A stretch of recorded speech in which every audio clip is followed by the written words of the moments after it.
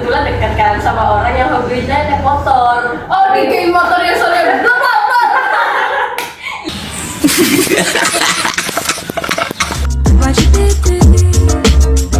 Pode beber, camarada. Pode beber. Você vai morar na MR, você vai posar em mim, chamo de olho com R. Ensinando você quer, você vai morar na MR, você vai posar. Guys, kalian pernah dengar toko psikologi namanya HEP nggak sih? Ibarat emang itu gak sih yang teori mata kuliah psikologi belajar bukan sih? Bener, dengerin ada itu, bener. Nah, hari ini kita mau ngomongin teori psikologi belajar HEP. Tapi sebelumnya kayaknya kita perkenalan dulu nggak sih? Betul banget. Oke, halo, perkenalin nama aku Elsa Fernanda, kamu bisa dipanggil Elsa. Aku Melda Evira, bisa dipanggil Melda. Aku Yosefin Kinkin, bisa dipanggil Kinkin. Aku Ulan Musdita, bisa dipanggil Ulan. Nah, kali ini kita mau ngomongin teori psikologi belajar HEP. Pakai pengalaman sehari-hari kita. Yang menarik Nah, tuh, menarik. menarik banget. Nah, jadi guys, teori HEP ini dia punya dua konsep utama. Apa Apa itu aja tuh? tuh? Ada yang lupa. HEP ini dia tuh punya satu jargon gitu. Jargonnya itu neurons that fire together, wire together. Artinya apa? Artinya apa kakak? Nah, artinya itu neuron yang sering aktif barengan, sambungnya itu makin kuat. Oh wow. Yang konsep tadi ada dua konsep ya. Yang pertama itu ada cell assembly, yaitu kumpulan sel saraf. Saat seseorang mengalami sebuah peristiwa atau belajar informasi baru, ada kelompok neuron yang tertentu yang aktif bersamaan. Nah, kalau pengalaman itu tuh diulang terus-menerus, sambungan antar neuron tadi tuh bakal jadi semakin kuat. Nah, kelompok neuron ini nih yang disebut zat assembly. Wow. Itu konsep pertama ya. Benar, nah, kelompok neuron ini nih ada neuron auditory, visual, terus kinestetik, dan lain-lainnya. Semua panca indera itu. Benar. Oke. Nah, HEP percaya zat assembly ini adalah dasar terbentuknya ingatan jangka panjang dan keterampilan. Konsep kedua itu tuh ada namanya phase sequence. Itu tuh adalah rangkaian tahapan. Setelah banyak self assembly tadi nih terbentuk, HEP itu menjelaskan otak mampu menghubungkan beberapa self assembly ke menjadi rangkaian aktivitas yang teratur. Misalnya, ingat gak sih pertama kali dulu kita belajar naik motor? Nah, itu kan kita kayak naik motor, terus yang kanan di sini, yang kiri di sini, terus dua jari di gas, terus habis itu jalan kita mikir, oh depan ada ini, kita ngerem. Iya. Kayak satu gitu kan? Iya, Susun gitu. Nah, iya. Nah, itu tuh neuron tadi kan aktif bersama tuh, neuron kinestetik, neuron ini aktif bersamaan, dan urutannya ini namanya tuh phase sequence. Wow. Konsep kedua itu berarti Iya. setelah sel assembly tadi. Nah, kalau phase sequence ini diulang secara terus-menerus, nanti akan menjadi rangkaian yang otomatis, Hmm. nggak satu-satu tadi kan. Sekarang kita level kayak ya udah naik, geng. Ya, Refleks aja. Iya, benar. Oke. Udah terbiasa gitu aja. Nah, kenapa sih teori HEP itu penting? Nah, karena teori HEP itu membantu kita memahami bagaimana otak memproses pembelajaran. Teori ini tuh menjelaskan beberapa hal penting, yaitu adalah belajar butuh pengulangan, pembelajaran multisensori lebih efektif, terbentuknya kebiasaan, dan penjelasan kenangan yang kuat. Nah, tadi kan aku udah jelasin ya tentang gimana itu teori HEP. Sekarang aku mau tanya kalian, ini kan kita lagi UAS nih. Iya. Nah, kalian kalau belajar tuh gimana sih? Kalau aku kayak kita belajar waktu itu di kafe. Yang psikologi itu loh. Oh, Yang kita belajar materi, terus kamu ini kayak baca materinya, terus nanti kita cari kayak ini di sini kita praktekin gitu loh. Iya. Jadi itu nyambung. yang ini ya yang pakai analogi itu ya. Jadi kita waktu itu ya kan, waktu belajar biopsikologi fakultas nggak sih? Iya, Nah, itu waktu itu kita tuh belajar pakai ini. Sebenarnya pakai chat GPT bantuannya. Oke, itu bisa ngebuka lah ya. ChatGPT itu tuh kayak bantuan aja. Emang mau banget sama chat GPT. Nah, chat GPT kita kan taruh kan materinya ke chat GPT. Terus Iya. aku minta chat GPT buat kasih analoginya di kehidupan sehari-hari. Nah, terus dikasih tuh, itu lucu sih jujur, karena analoginya itu tuh kayak otak itu adalah perusahaan pusat. Buset, udah perusahaan banget tuh. Yang lain tadi karyawan. Iya benar. Nah tapi itu aku box tau gitu. Itu besoknya pas kita ujian, pas aku lagi soal, oh ini nih kayak gini, aku langsung masuk di otakku. Kayak easy. Iya. Kalau aku ya, kalau cara belajarnya itu tuh kayak aku menyendiri, makanya aku nggak pernah belajar bareng kalian kan. Iya, Di kafe sendiri gitu. Teknik aku tuh pakai Yepi, jadi nggak sendiri aja. Gimana tuh? Kayak aku mengulangi apa ringkasan aku tapi pakai suara aku sendiri sama gerak-gerakin tangan gitu. Jadi kayak pengulangan kata terus-terusan gitu loh. Oh, jadi kayak ngejelasin ke orang tapi itu sebenarnya kamu sendiri gitu. Iya betul. Itu lebih masuk ke aku. Menarik. Kalau kamu Kalau aku biasanya, aku nggak bisa belajar sendiri ya kan. Nanti tuh nggak bisa masuk. Biasanya aku telepon Kin. Nanti Kin jelasin sambil baca, terus Kin jelasin. Tapi aku minta Kin buat kasih contoh gitu loh. Misalnya kalau dia jelasin tentang teori ini gitu, aku minta sama dia tuh buat kasih contohnya dalam kehidupan sehari atau dalam kamar kos tuh apa aja yang bisa jadikan contoh gitu loh. Pokoknya aku harus lihat bendanya dulu yang bisa jadikan contoh buat masuk ke teori itu. Oke, berarti kamu pakai analogi sama dengerin orang ya? Iya. Jadi kalian tuh bisnis mutualisme nggak sih? Iya betul. Jadi kayak pas banget gitu loh. Aku habis belajar dia telepon minta jelasin gitu. Jadi aku tuh kalau habis belajar sendiri, jadi aku perlu diskusi sama orang juga buat ngejelasin balik lagi. Dan untungnya bulan ini tuh kayak telepon, jadi kayak simbiosis mutualisme. Gue kita ganti-gantian gitu loh. Dia yang jelasin, aku yang kayak oke, ini contohnya gimana gitu. Dia jelasin, misalnya kayak waktu itu lemari kan. Oh iya, zamannya lemari gitu. Apa yang lemari? Waktu itu apa itu mas apa sih?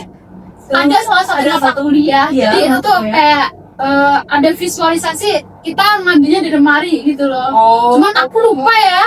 Itu gimana? Apa yang itu Nah ini tuh ternyata guys bisa jelasin pakai teori Hep tau. Gimana tuh? Nah jadi gini, kalau misalnya ini ya, aku sama Melda tadi, aku sama Melda itu tuh pakai di saat kita membaca, habis itu mempraktekkan bersama dan memvisualisasikan itu tuh berarti neuron neuron audio visual Audio visual. auditori Auditori.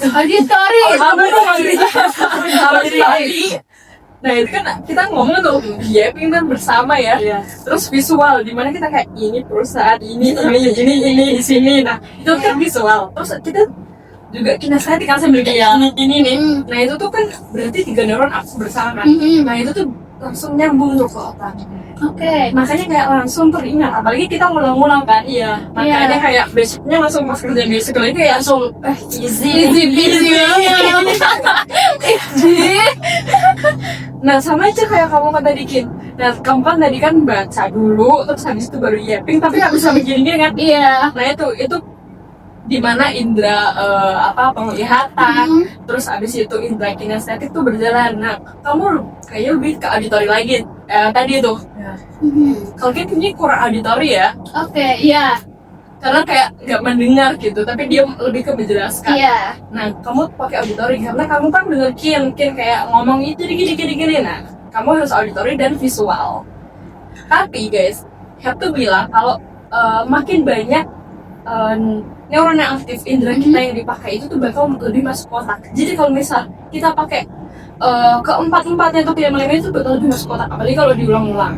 Berarti makin banyak makin bagus gitu. Iya. Bener.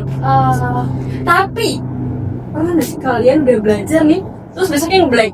Sedih banget Itu tadi pagi. Nah, Hep tuh bilang itu tuh kayaknya karena kita tuh karena kita kan pasti belajarnya SKS ya, iya nggak sih? Iya. Betul banget itu. Pas malamnya sih. SKS banget. Yoki. Nah, Hep tuh menjelaskan kayaknya kemungkinan ya ada karena itu tuh kurangnya neuron yang aktif saat kita belajar.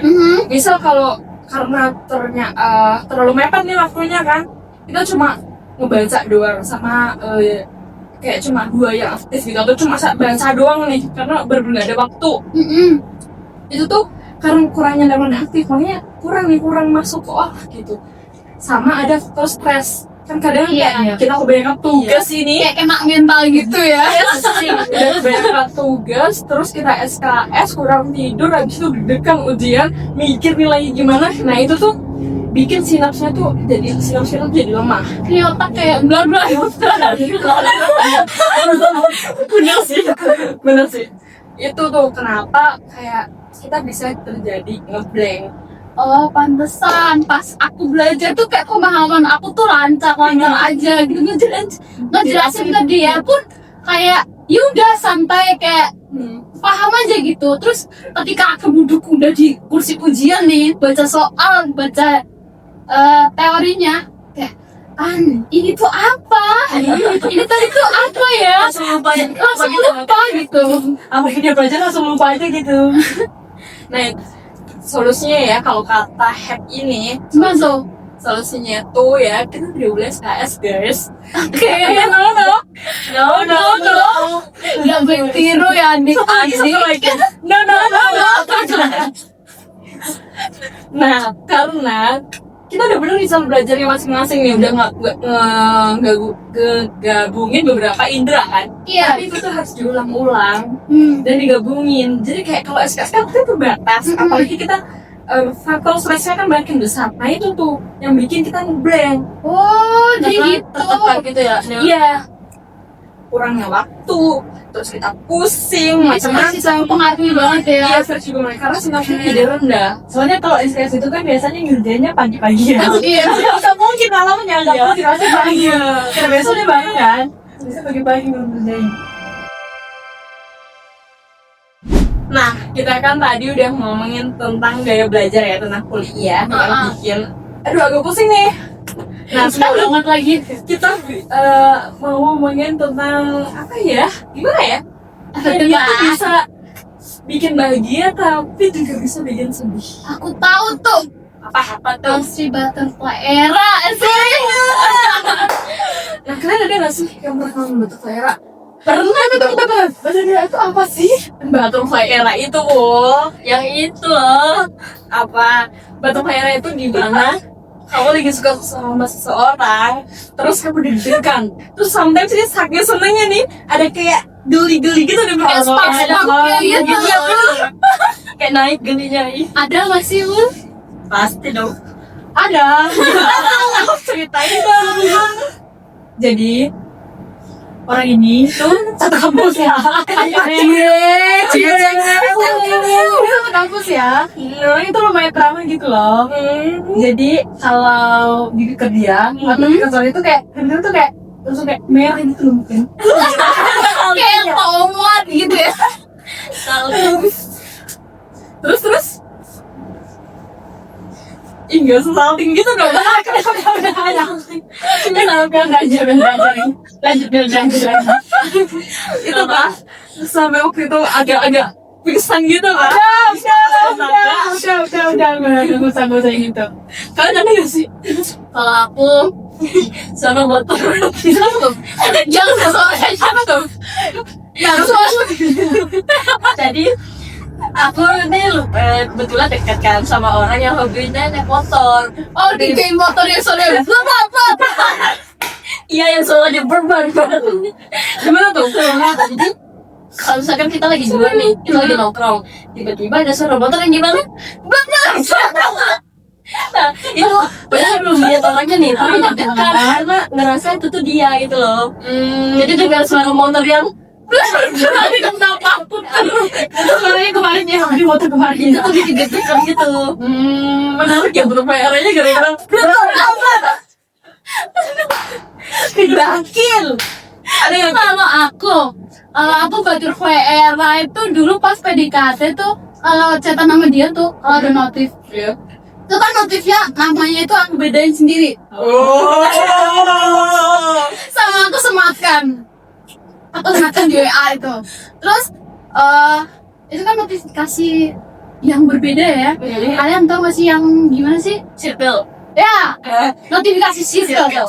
Pasti kalian nggak asing kan sama notifikasi itu. Relate pasti buat kalian. Itu tuh kalau dia muncul di kurs apa sih atas tuh Notifikasi. notifikasi, itu tuh kayak langsung senyum sendiri gitu.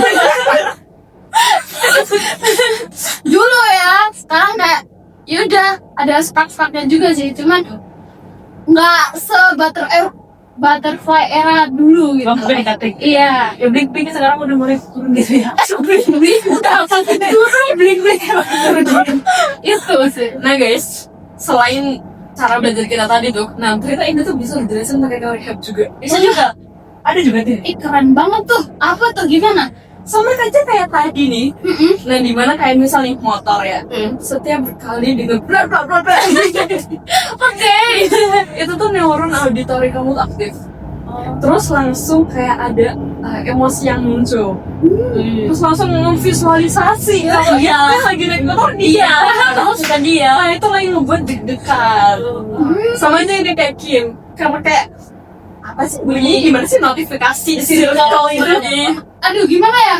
Lupa aku. Nah, terus belum lagi kalau waktu baca chat ke ini nggak kebayang suaranya nggak waktu ini. Iya lagi kayak kebayang mukanya, Nah itu tuh neuron visual kamu tuh juga aktif di situ.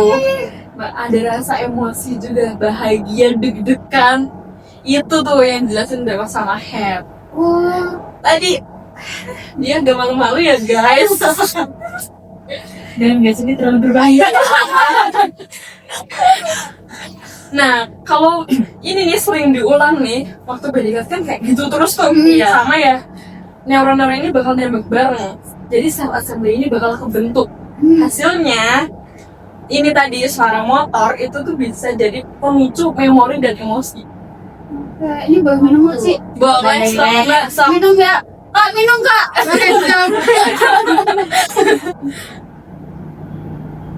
Butterfly kan masa dimana banyak momen emosional, kayak bahagia, gimana. Nah itu stimulus sensor ini aktif barengan. Jadi ingatan dan perasaan soal dia tuh nempel banget di otak. Dan bahkan guys, setelah Butterfly era terus pacaran itu ya, setelah bahkan hubungannya selesai. Neuronnya udah, iya bener, neuronnya udah kebentuk itu, kebentuk kuat itu masih ke bawah. Itulah kenapa biasanya nih kayak kalau lihat apa-apa, dengar apa-apa itu Atau parfum itu ya? bener langsung keinget dia. Iya, kalau ada yang lewat. Nah, kalian Terus ingat gak parfumnya sama. waktu kita kerja kelompok di Joko, terus tiba waktu kita lagi diskusi soal KAU terus aktif tiba-tiba diem. Ingat. Iya, Itu aku heran, kenapa kok tiba-tiba dia? aku ngebatin sih itu kayak ini kenapa sih diem? Ini tiba-tiba kayak gini. Padahal nggak ada sebabnya kan, kita nggak tahu. Silent treatment banget ya. Jujur guys, itu tuh karena kan waktu kita ngobrol tuh, ya ada orangnya tiba-tiba jalan mau ke outdoor kan. Aku ngecium parfum yang sama banget, bukan sama lagi guys, sama banget kayak orang yang pernah deket sama aku. Pantes tiba-tiba nge-freeze.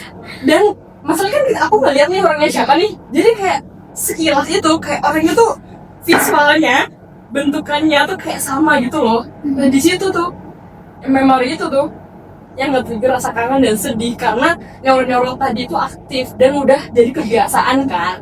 Karena sebelumnya udah hafal banget nih gimana parfumnya, visual badannya tuh gimana. Nah itu tuh kenapa memori itu kadang tuh susah hilang dan terjadi gampang. Oke.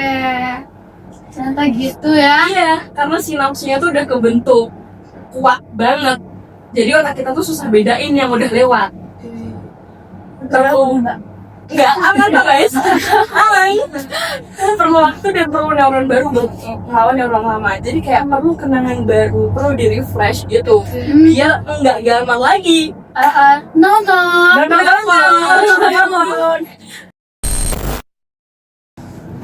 Oke guys, tadi kan kita udah bahas banyak banget nih. Dari cara belajar, cinta-cintaan, sampai masa depan yang ya kayaknya kita nggak tahu nggak sih gimana ke depannya.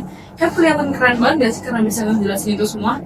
Iya, kayak semua hal tuh bisa dijelasin sama Heb gitu. Tapi masa sih teori ini nggak punya kurangnya?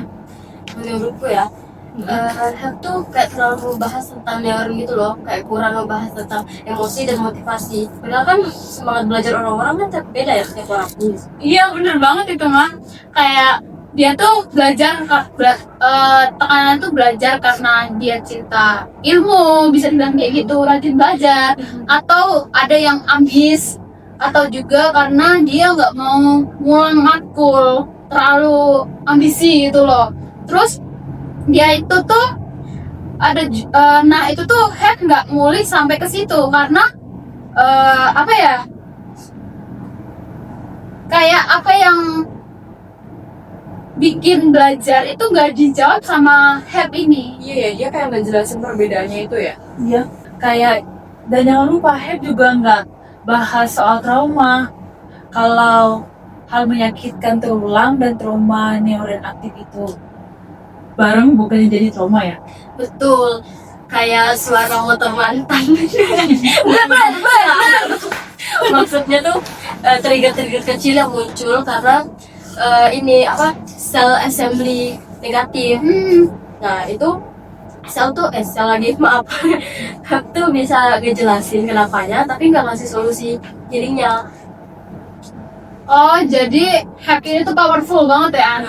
Jadi kayak dia tuh tapi butuh teori lain juga seperti Bandura itu kan motivasi juga, atau teori trauma yang lain gitu. Iya sih, Bandura kan juga jelasin buat motivasi dan pendekatan terapi kan. Kalau udah mau masuk ke trauma, karena Heb juga nggak ngejelasin nih gimana caranya hilir dari trauma tadi, trauma bla bla bla bla.